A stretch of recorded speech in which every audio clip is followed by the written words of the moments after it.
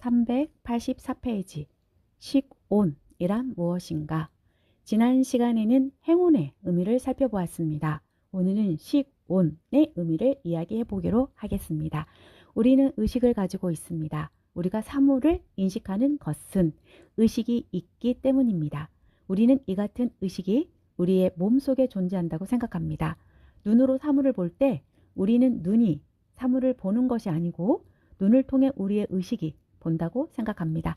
그러니까 보고 듣고 맛보고 만지는 것은 육군이 아닌 몸 안에 존재하는 의식이 육군을 통해 외부의 사물을 인식한다고 생각하는 것입니다.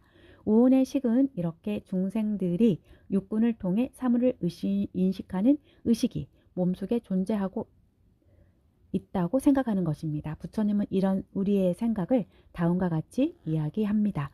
무명에 뒤덮이고 애탐에 묶여있는 어리석은 범부에게는 식은 나 자신이다라는 생각이 생긴다. 몸 안에는 식이라는 나 자신이 있고 밖에는 이름과 형태를 가진 사물, 즉 명색이 있다고 생각하는 것이다. 이 나의 존재와 이름과 형태를 가진 사물을 인연으로 촉이 생긴다. 여기에서 나 자신이라고 번역한 것은 신으로 한역된 KAYA입니다. 이 말에는 집단, 덩어리, 신체, 그러니까 몸이라는 의미가 있는데 반드시 육신만을 의미하는 것이 아닙니다. 우리가 나 자신이라고 생각하는 것도 KAYA라고 합니다. 그래서 나 자신이라고 번역을 했습니다. 부처님은 외부의 사물을 인식하는 의식을 몸 안에 있는 나 자신이라고 생각하는 것은 무명에 뒤덮이고 애탐에 묶여있는 어리석은 범부의 착각이라고 이야기하고 있습니다. 그리고 이 같은 착각에서 촉이 생긴다는 것입니다. 그러니까 기독교에서 말하는 그 영혼이 있다고 그러잖아요. 우리가 스스로 몸이 있고 몸 안에는 영혼이 있다. 그래서 나라고 하는 것은 몸이 아니라 몸은 옷이고 영혼은 주인이다. 이렇게 대체적으로 이야기하잖아요. 이게 다 무명이라는 거죠. 부처님께서는 이렇게 이해하면 맞는 말인 것 같습니다. 부처님이 말씀하신 맞는 말인 것 같은데요. 부처님은 이 같은 잘못된 생각을 버리게 하시려고 잡아함 61경에서 이렇게 말씀하십니다. 어떤 것을 식스음이라고 하는가? 육, 식, 신을 말한다. 어떤 것을 육식이라고 하는가? 안식 내지 의식을 말한다. 이것을 식스음이라고 부른다. 그런데 그 식은 무상하고 괴로움이며 번역하는 법이다.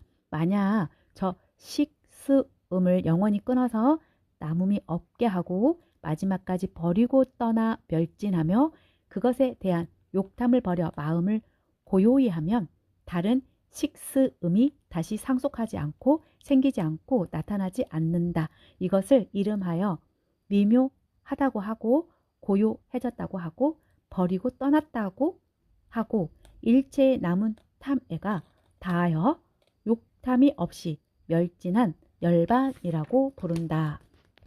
이 경에서 이야기하는 식에는 두 가지 의미가 있습니다. 하나는 중생들이 생각하는 의미의 식이고 다른 하나는 부처님이 깨달은 식의 실상을 의미하는 식입니다. 그러니까 우리의 몸 안에 존재하고 있다고 생각하고 있는 의식은 중생들이 생각하고 있는 식을 의미하고 부처님이 무상하고 변혁하는 법이라고 하는 식은 식의 실상을 의미하는 것입니다. 따라서 이 경을 좀 더 알기 쉽게 풀어본다면 다음과 같습니다. 중생들이 몸 안에 있는 자기 자신이라고 생각하고 있는 의식이란 12처에서 생긴 육식이다. 의식은 존재하는 것이 아니라 욕탐에 의해 모여서 나타난 12처를 인연으로 생긴 허망하고 무상한 인식작용인 것이다. 중생들은 이 무상한 인식작용을 태어나서 죽을 때까지 변함없이 존재하는 나의 의식이 활동하고 있는 것이라고 믿고 있기 때문에 모든 괴로움이 생긴다. 그러나 의식은 존재가 아니라 영기법의 진리에 의해서 인연 따라 변화하고 있는 법이다. 그러므로 의식을 나의 몸속에 있는 나의 존재라고 여기는 잘못된 생각을 없애고 그런 생각을 남김없이 버려야 한다. 이런 잘못된 생각이 나타나는 것은 마음에 욕탐이 있기 때문이다. 마음에서 욕탐을 버려 마음을 고요하게 하면 그런 잘못된 생각이 다시는 나타나지 않을 것이다. 이것을 열반이라고 한다. 우리는 의식 없이 살아갈 수는 없습니다. 문제는 12처를 인연으로 생긴 허망한 인식작용을 불멸하는 영혼이나 태어나서 죽을 때까지 몸속에 존재하는 나의 존재라고 생각하는 데 있습니다. 열반은 목석처럼 아무것도 의식하지 못하는 상태를 의미하는 게 아니라 이 같은 잘못된 생각이 사라져 다시 나타나지 않고 참된 진리를 인식하며 살아가는 진실된 삼일문, 삼임을 이야기하고 있습니다. 시군에 대하여 좀 더 자세히 살펴봅시다. 부처님은 잡아함 46경에서 우리가 의식, 즉 식이 어떤 것인가를 다음과 같이 이야기합니다. 비구들이여, 그들은 무엇을 식이라고 하는 것일까? 비구들이여, 인식한다. 그러면 거기에서 식이라는 말이 사용된다. 어떻게 인식하는가? 모습을 인식하고, 소리를 인식하고, 향기를 인식하고, 맛을 인식하고, 촉감을 인식하고, 법을 인식한다. 이와 같이 인식하면 거기에서 식이라는 말이 사용된다. 비구들이여, 그들은 무엇을 식이라고 하는 것일까? 비구들이여, 인식한다. 그러면 거기에서 식이라는 말이 사용된다. 어떻게 인식하는가? 모습을 인식하고, 소리를 인식하고, 향기를 인식하고, 맛을 인식하고, 촉감을 인식하고, 법을 인식한다. 이와 같이 인식하면 거기에서 식이라는 말이 사용된다. 우리가 살아가면서 인식한다는 것은 너무나 당연한 일입니다. 그리고 인식하는 삶 속에서 본래 나와 세계가 따로 존재하지 않습니다. 그런데 우리는 탐욕에 의해서 짓기하는 12이처를 인연으로 생긴 허망한 분별심으로 나와 세계를 개별적으로 존재로 분별하여 인식을 합니다. 우리의 생로병사는 이 같은 분별심에서 일어납니다. 12처와 육촉입처를 인연으로 생긴 허망한 생각을 행위, 유의로 조작해 놓으면 식은 행에 의해 조작된 유의에 이름을 붙여서 그 이름을 가지고 자신의 존재와 예부의 사물을 분별하는 것입니다. 부처님은 이 같은 식의 분별 작용을 잡아함 376경에서 다음과 같이 이야기하십니다. 비구여, 네 가지 자양분을 좋아하고 탐내면 식이 머물면서 중장하여 큰 괴로움의 덩어리가 모이게 된다. 비유하면 다음과 같다. 비구여, 누각이나 궁전에 북쪽과 서쪽에 길고 넓은 벽이 있고 동쪽과 서쪽에 창문이 있어 해가 동쪽에서 떠오르면 어떤 곳을 비추겠느냐? 비구들이 부처님께 살에 넣었다. 서쪽의 벽을 비추겠나이다. 부처님이 비구들에게 이르시되 이와 같이 네 가지 자양분을 좋아하는 마음과 탐내는 마음을 갖게 되면 식이 머물면서 등장하여 큰 괴로움의 덩어리가 모이게 된다. 전에 소개한 경에서는 식을 하가에 비유했는데 이 경에서는 사물을 비추는 해에 비유하고 있습니다. 그러니까 하가에 비유된 식은 행이 조작한 유의의 이름을 붙여 다른 사물과 분별하는 분별작용을 의미하고 해에 비유된 식은 유의에 붙여진 이름으로 이것을 인식하는 인식작용을 의미한다고 할 수 있습니다. 식은 이렇게 행이 조작한 유의에 이름을 붙여진 이것을 다른 이름을 붙인 것과 분별하여 인식하는 작용을 말합니다. 우리에게 존재로 인식된 것은 모두 이러한 식의 작용에 의한 것입니다. 우리에게는 나의 존재와 세계의 존재가 인식됩니다. 세계는 나의 밖에 존재하고 나는 그 세계 속에 존재한다고 생각합니다. 우리는 이런 생각을 가지고 있기 때문에 내가 세상에 태어나서 한평생을 살다가 늙고 병들어 죽어가고 있다라고 생각합니다. 부처님은 이 같은 우리의 생각이 식에 의해 나와 세계가 분별되어 인식되기 때문이라는 것을 깨달았습니다. 본래는 나와 세계가 언제나 동일한 모습으로 존재하지 않습니다. 나는 무아이고 세계는 공인 것입니다. 이렇게 불교에서 무아와 공을 주장한다고 해서 나와 세계가 전혀 없다는 것은 아닙니다. 만약 나와 세계가 존재한다고 주장한다면 그것은 유견이고 상견입니다. 나와 세계가 전혀 없는 것이라고 주장한다면 그것은 무견이고 단견입니다. 부처님은 두 견해가 모두 사견이라고 하셨습니다. 그래서 단상중도와 유무중도를 설하신 것입니다. 나와 세계는 삶을 통해 무상하게 나타난 것이지 동일한 모습으로 존재하고 있는 것이 아닙니다.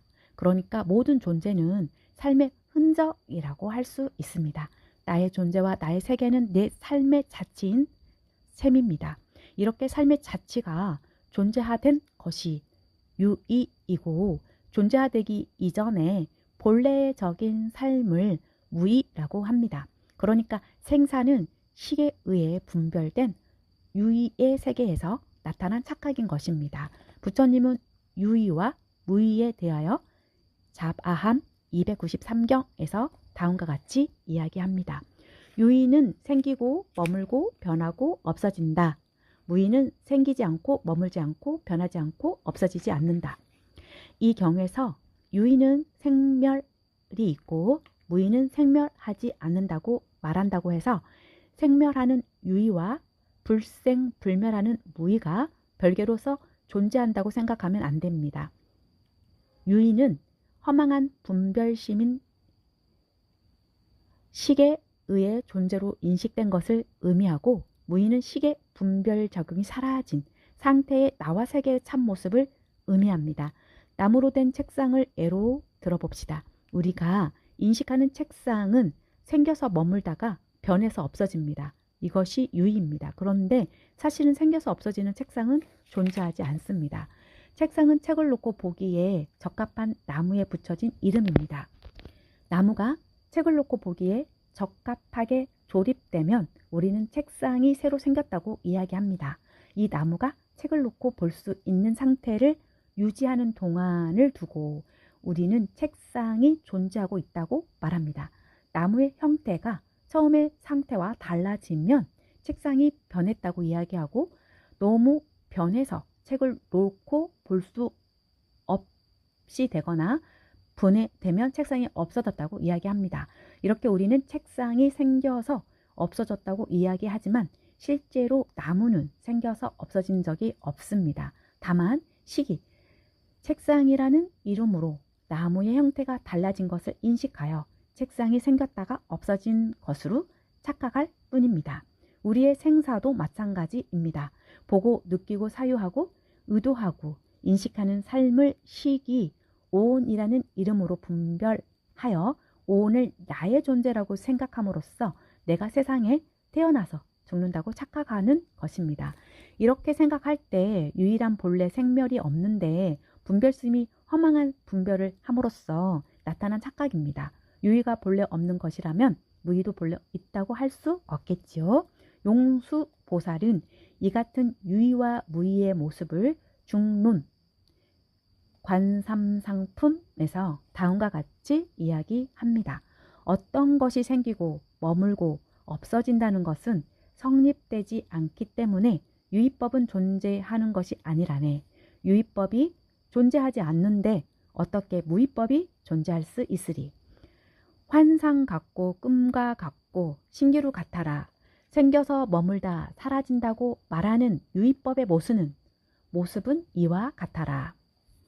우리는 이렇게 꿈 같고 신기루 같은 환상 속에서 생사의 괴로움을 느끼며 살고 있습니다. 이 허망한 꿈은 식이 분별해 놓은 것입니다. 불교는 식을 멸하여 이 같은 허망한 꿈을 깨는 종교입니다.